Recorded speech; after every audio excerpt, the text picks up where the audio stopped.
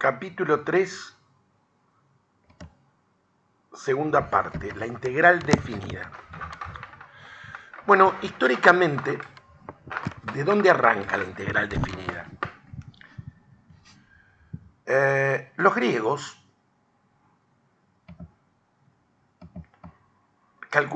se ocuparon mucho de calcular áreas de figuras planas.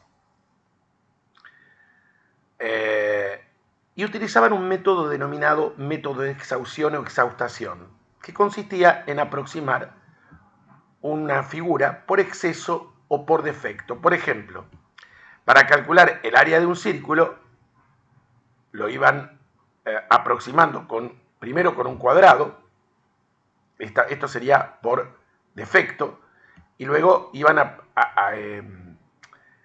aproximándose cada vez más a lo que es toda el área del círculo con polígonos de cada vez más lados. Fíjense, esto también se puede hacer por exceso, si tomáramos un rectángulo por fuera. En esa época, lo único que se hacía era calcular áreas de figuras planas. Nadie se atrevió, salvo una persona, a calcular el área de la región de una curva, por ejemplo, una parábola, lo que se da en llamar un segmento de parábola, y el primero que lo hizo fue Arquímedes. Esto es un segmento de parábola, ¿sí? Entre el origen y un número b positivo. Arquímedes probó que este segmento de parábola valía en aquel momento b cubo sobre 3. En realidad lo vale. Después lo podemos hacer. Ese cálculo fue corroborado aproximadamente 1800 años más tarde, cuando se estableció el cálculo integral. Él lo hizo a través de una desigualdad. Él dijo que el área de la zona sombreada es estrictamente mayor, o puedo decir mayor o igual, que la suma, fíjense, de las áreas de los rectángulos por exceso, ¿sí? Y más chica que el área de la suma de los rectángulos por defecto. Aquí puede verse claramente, esto es una parábola desde el origen, más o menos como la otra, es un segmento desde el origen hasta un cierto número, y estos serían los rectángulos por defecto, y estos serían los rectángulos por exceso. Entonces, supongamos que acá tenemos el origen, pero acá tenemos un cierto número b positivo. Él dijo que toda este área, ¿sí?, el área de la región comprendida entre y igual a f de x, el eje x, y las rectas verticales x igual 0 y x igual a un cierto número b positivo, va a ser mayor o igual que la suma de las áreas de los rectángulos por defecto y menor o igual que la suma de las áreas de los rectángulos por exceso. Entonces, a ver, aclaramos por las dudas. Es decir, toda esta zona, ¿sí?,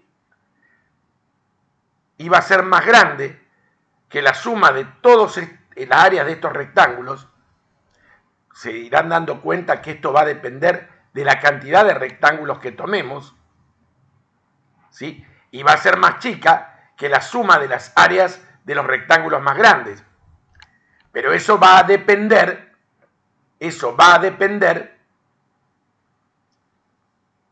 de las particiones que tomemos.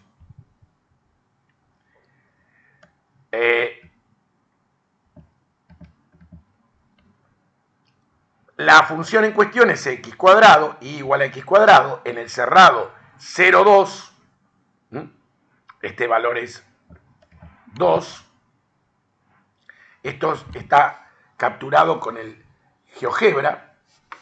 Después vamos a ver cómo lo usamos, hay una animación. Estos son 4 particiones. La suma de las áreas de los rectángulos inferiores, se le dice, o sea, por defecto es 1,75, y las exteriores o superiores es 3,75, ¿sí? El valor real de este área, ya vamos a ver por qué yo lo digo con tanta facilidad, ¿sí? Es 2.66, es decir, 2.6 periodo 6, 2,66666. Fíjense que ese valor de 2,6 supera este y es más chico que este, ¿sí?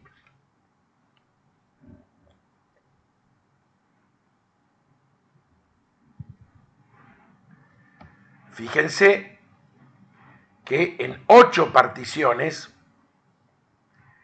el valor de las sumas inferiores da 2.19 y las superiores 3,19. En 12 particiones las sumas inferiores 2,34 y 3,01 las superiores.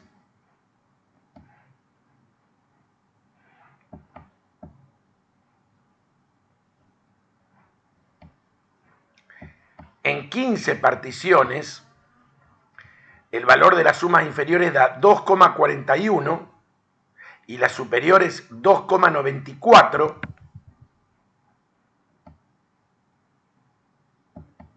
Y para 20 particiones, fíjense, 2,47, 2,87.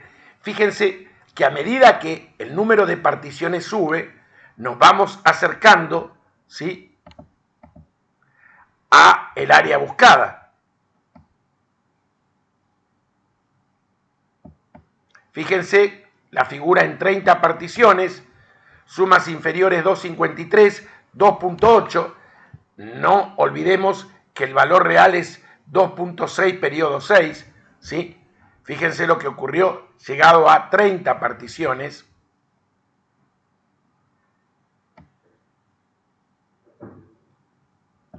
...40 particiones, 2,57, 2,77...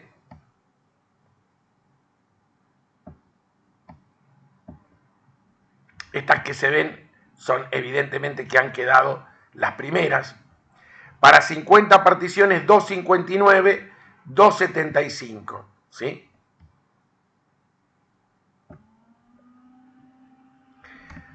Esto nos lleva a ver que para poder lograr este objetivo, vamos a lograr un mejor objetivo cuando el número de particiones sea cada vez mayor.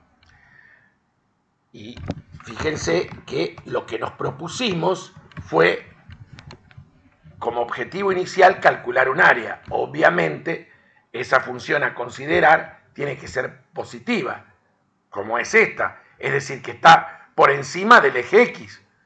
Pero si la función no estuviera, deberíamos obtener algo, un resultado general que nos sirva para cualquier situación.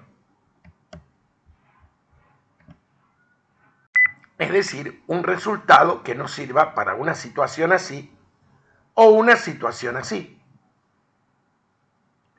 Antes de seguir adelante, les voy a hacer un comentario de álgebra elemental que a lo mejor no recuerdan, pero que es relevante para este momento.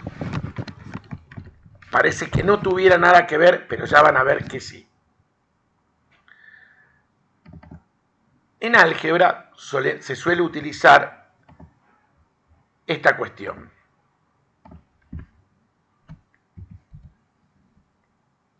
Lo que se da en llamar una suma algebraica.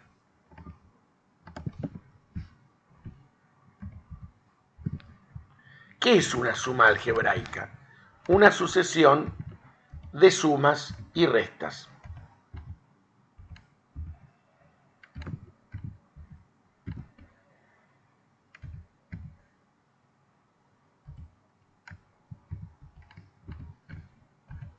Eso es una suma algebraica.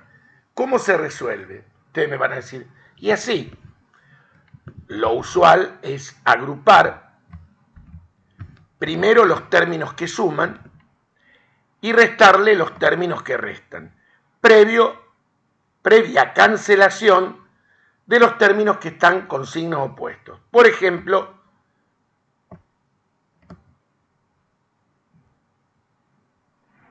estos que están acá, que son opuestos, menos 3 y más 3,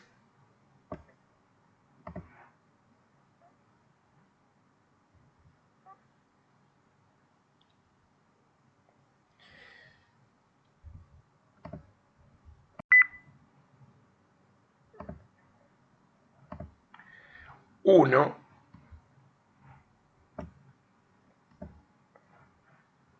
y menos 1,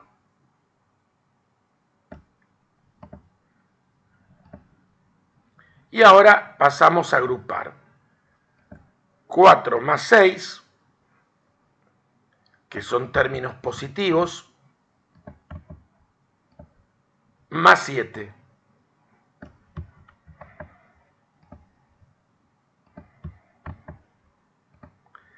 Y le restamos menos 2, o sea, 2 más 4 más 5.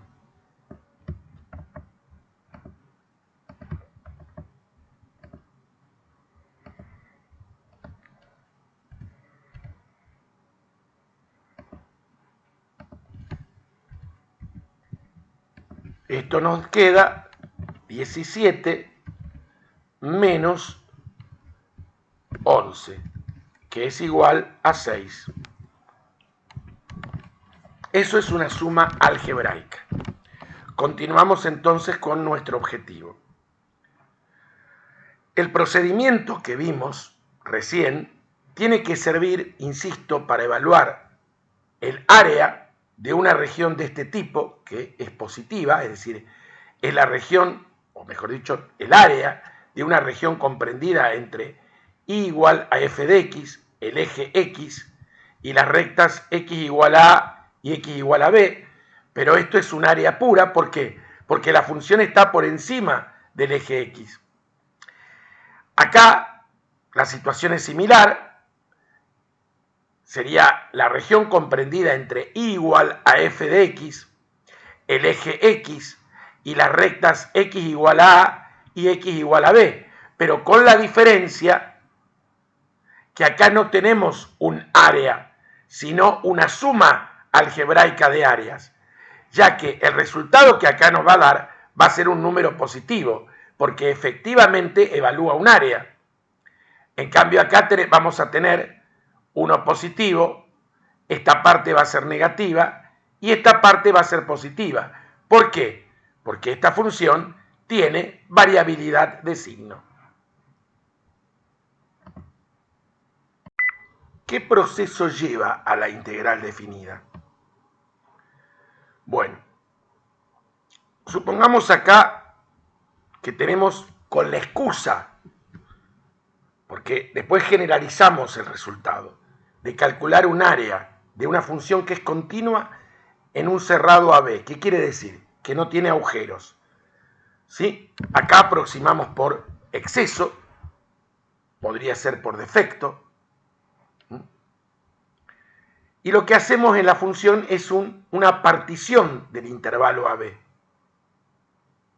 en subintervalos que pueden ser del mismo tamaño o no. En cada intervalo tomamos un punto muestra. Estos puntos se llaman psi sub 1, psi se escribe como psicología, PSI, psi sub 1, psi sub 2, psi sub 3, así hasta psi sub n. Cada intervalito tiene una longitud, una base, fíjense que es un rectángulo. La longitud va a ser delta x1, delta x2, delta x3, hasta delta xn. Esta figura es aproximadamente la misma con un mayor número de subintervalos. ¿Cuánto vale el área de cada rectangulito? Base por altura. Es decir, base por altura, que sería La base, la longitud del subintervalito. Y la altura, la imagen de la función en el punto muestra. El área aproximada sería la suma de todas estas áreas. Pero yo lo dije, el área aproximada. Pero yo quiero el área real. ¿Cómo la logramos, ese área real? Lo fuimos diciendo. A medida que tomo un mayor número de subintervalitos. ¿Cómo expreso eso a través del cálculo? ¿Lo pensaron? ¿Cómo expreso yo eso a través del cálculo? Considerando que un número como infinito de subintervalitos, es decir, tomando el límite de esa suma cuando el número n de subintervalitos tiende a infinito. O también se puede decir que la longitud de cada uno es infinitesimal, es decir, tiende a cero. Eso se llama la norma de la partición, que es la longitud del subintervalo más pequeño. En esas condiciones expresamos y decimos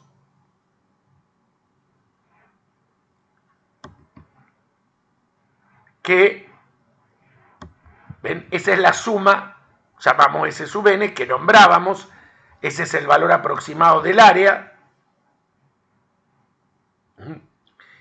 y luego decimos que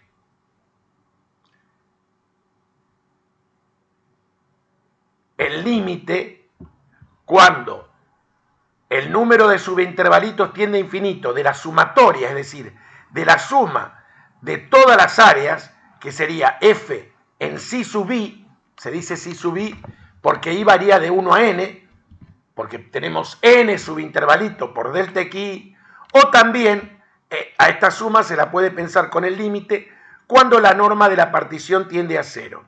Si este límite, que es el mismo, existe y es finito, es decir, que es un número positivo,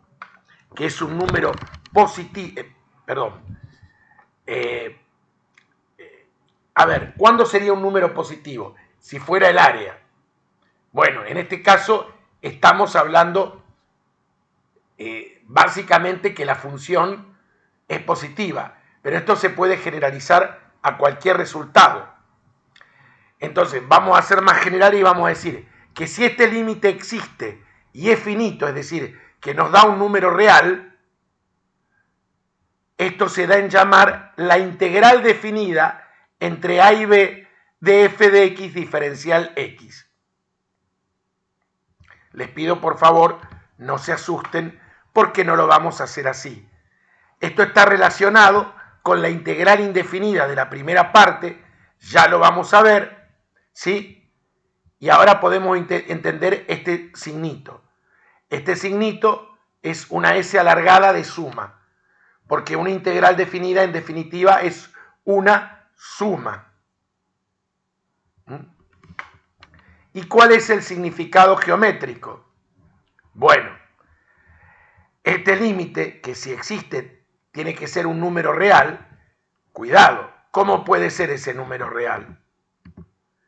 Ese número real va a ser positivo si la función es positiva, es decir, que está por encima del eje X. En caso contrario, si la función tiene variabilidad de signo, esa integral definida me va a dar cualquier número real, que puede ser positivo, negativo o cero, y me va a evaluar la suma algebraica de las áreas. Ya vimos que una suma algebraica te puede dar un número positivo, negativo o cero. No hay una predicción. Ahora, ¿cómo calculo el área de una función así? En caso que quiero hacer eso, bueno, lo vamos a hacer luego en la práctica, pero es fácil de pronosticar. La parte positiva la dejamos y la negativa, ¿qué hacemos? Tomamos ¿qué? Su valor absoluto. Ahora, en la práctica, ¿cómo vamos a hacer este cálculo? ¿Vamos a hacer todo esto de calcular el límite? No. Sí, la gente que estudia matemática pura o eventualmente alguien que estudia una ingeniería que tiene otras implicancias, por ejemplo, en inteligencia artificial o ciencias de la computación, lo va a hacer. Nosotros necesitamos esto como una herramienta. Entonces, cuando dije ingeniería con otras implicancias, me refiero a ingenierías más complejas. No todas las ingenierías hace falta hacer esto. ¿Cómo hacemos el cálculo? A través del segundo teorema fundamental del cálculo integral o regla de Barrow. Si una función es continua en un cerrado AB y P es una primitiva de f, entonces la integral definida en el cerrado AB va a ser la primitiva de la función evaluada en el extremo superior menos la primitiva de la función evaluada en el extremo inferior. Notación que se suele simplificar escribiendo primitiva, todos ya sabemos, hemos visto la primera parte, hemos trabajado todo eso, barra entre A y B, y quiere decir implícitamente que evalúo a la primitiva en B y le resto la primitiva evaluada en A. Antes de hacer ejemplos, vamos a ver las propiedades de la integral definida.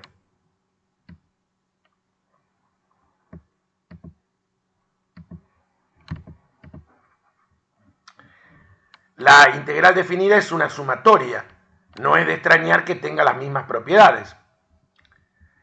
La integral de una constante no nula por una función, la constante sale afuera. La integral de una suma es la suma de las integrales.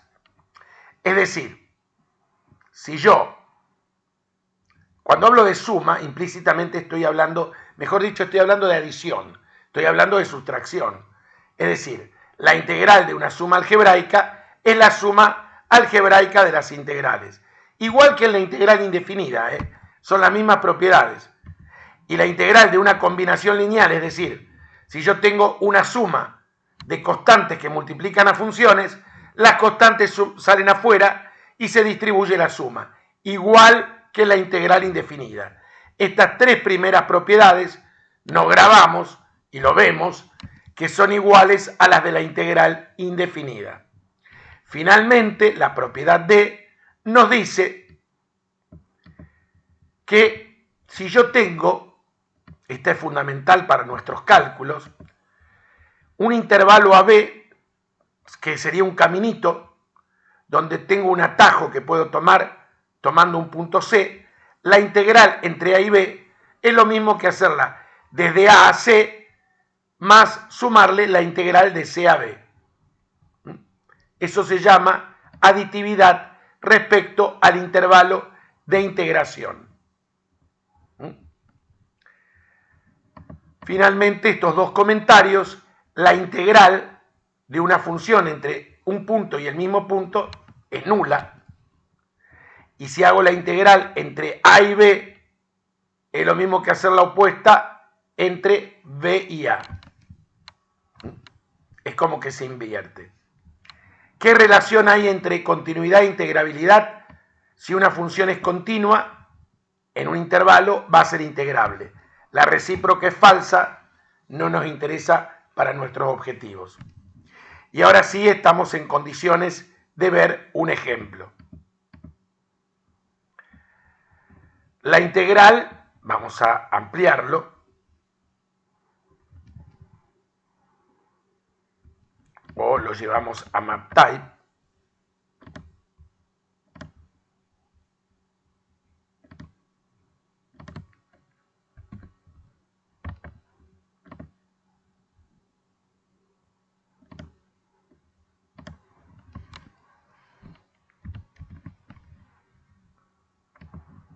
A ver, la integral de x, la integral entre 1 y 2 de x diferencial x. Esperen, vamos a hacer esto para que quede limpio y ordenado. Lo que hacemos es, calculamos la primitiva, obtenemos la primitiva de x, miramos la tabla, x cuadrado sobre 2, escribimos la notación y esto es la evaluación de esta primitiva en el extremo superior, 2 al cuadrado sobre 2, y le restamos a la primitiva evaluada en el extremo inferior. ¿Cuánto nos da? 3 medios. La integral entre 0 y 1 de x cuadrado. Obtenemos la primitiva.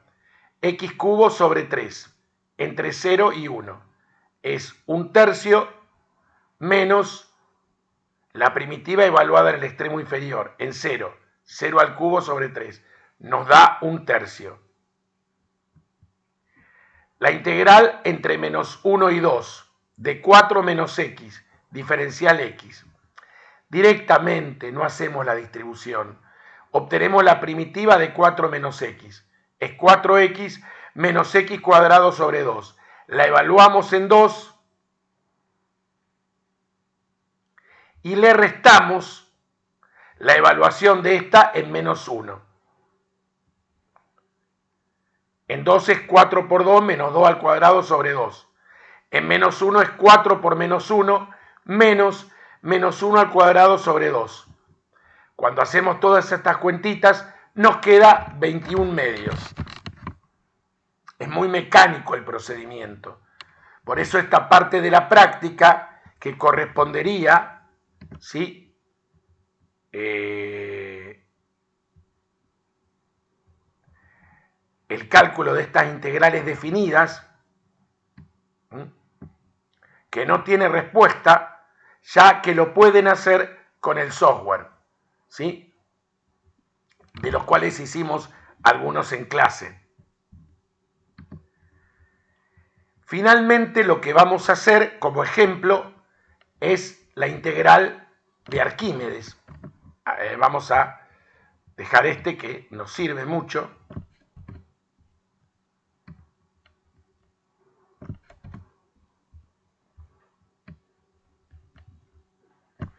Arquímedes se propuso la integral entre 0 y un número b. Entonces, ¿qué hacemos? ¿Cuál es la primitiva? Es x al cubo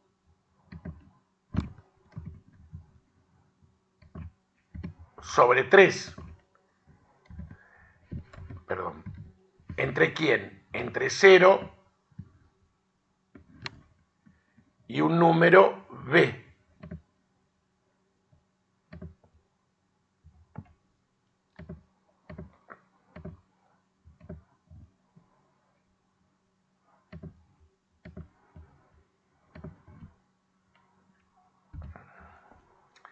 Si evaluamos la primitiva en b, ¿cuánto nos queda?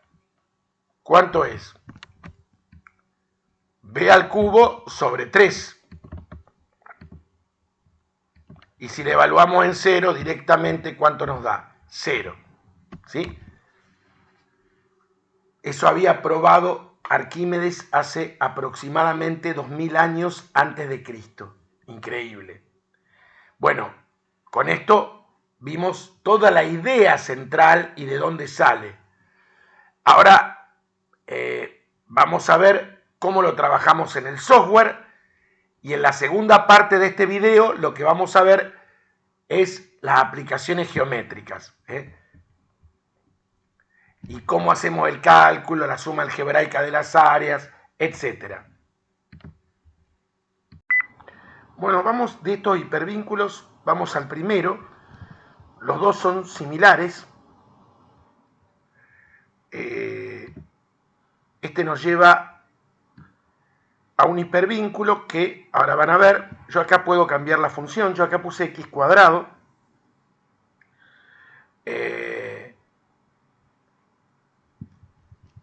ahora podemos agrandar, fíjense que nos da la suma inferior, superior y el valor de la integral definida. Estos no nos interesan. Y en el deslizador tenemos, fíjense que acá tenemos para 12 particiones. Fíjense que ahí tenemos el cálculo, el valor de la integral, ¿sí? Acá tenemos el intervalo que está de 0 hasta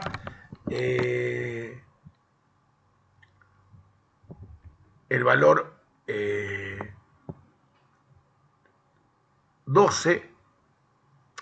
pi. El valor es pi. El número pi. Fíjense, para 12, las sumas inferiores me da 9,07, superiores 11,56 y el valor de la integral es 10,33 aproximadamente. Fíjense cómo va variando la cuestión a medida que voy moviendo el deslizador y aumento el número de subintervalos, ¿sí? Bueno, acá el máximo de particiones que me da es 100.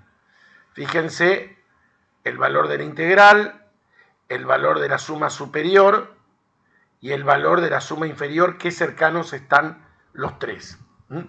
El otro hipervínculo es similar, ¿sí? Es por otro autor y permite hacer los mismos cálculos. Con esto concluimos la primera parte del video. En la segunda vamos a ver práctica y específicamente aplicaciones geométricas. Y vamos a tomar ejercicios de la práctica. Gracias por su atención.